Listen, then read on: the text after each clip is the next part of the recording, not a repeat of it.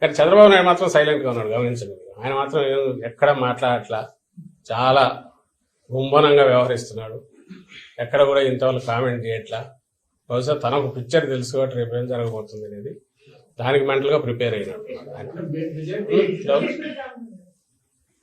Okay, ఆయన అసలు ఉన్నట్లేడు, దేశంలో ఉన్నట్లేడు నాకు తెలిసి. ఈరోజు బ్యాక్ వచ్చాడా? ఇన్నాళ్ళు అయితే దేశంలో లేడు.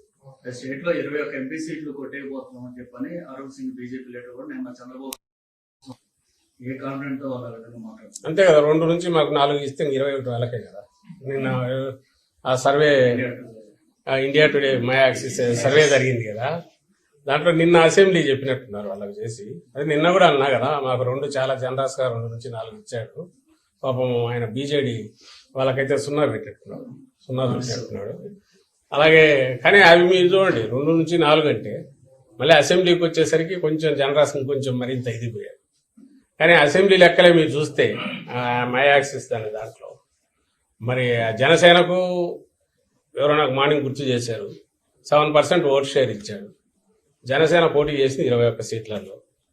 21 సీట్లలో 7% ఆఫ్ టోటల్ పోల్డ్ ఓట్స్ అంటే వాళ్ళకి ఆ 21 సీట్లలో 61% వాళ్ళకి పోల్ అయిందా అంటే 21 సీట్లలో 61% పోల్ అయితే అది టోటల్ ఓట్స్లో 7% అవుతుంది.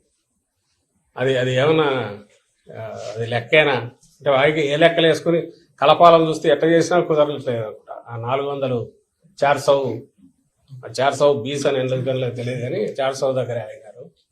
అక్కడికి పోవడం కోసం స్ట్రెచ్ చేసిన దాంట్లో మన ఏపీలోనే చూస్తే వైఎస్ఆర్ కాంగ్రెస్ పార్టీకి 44% ఓట్ షేర్ ఇచ్చాడు. సీట్లు ఎన్ని ఇచ్చాడా? 55 నుంచి 77 ఇచ్చాడు. 42% వచ్చినోడికి ఎన్ని ఇచ్చినాడు?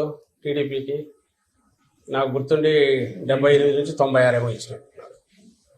సో జనసేనకైతే ఈ సీట్లో వాళ్ళకి 61% వస్తాయి, 7% టోటల్ వస్తాయి. అంటే ఏమైనా లెక్కలు కుదిరేవైనా కుదురుతుందా?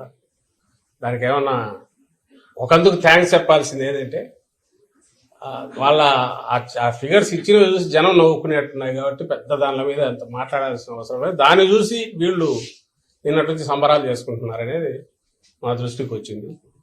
నేను నిన్న అన్నట్టు ఈరోజు చేసుకోవచ్చు, రేపు పొద్దుంతో 8:30 9 వాళ్ళ దుకాణం బంద్ అయిపోతుంది.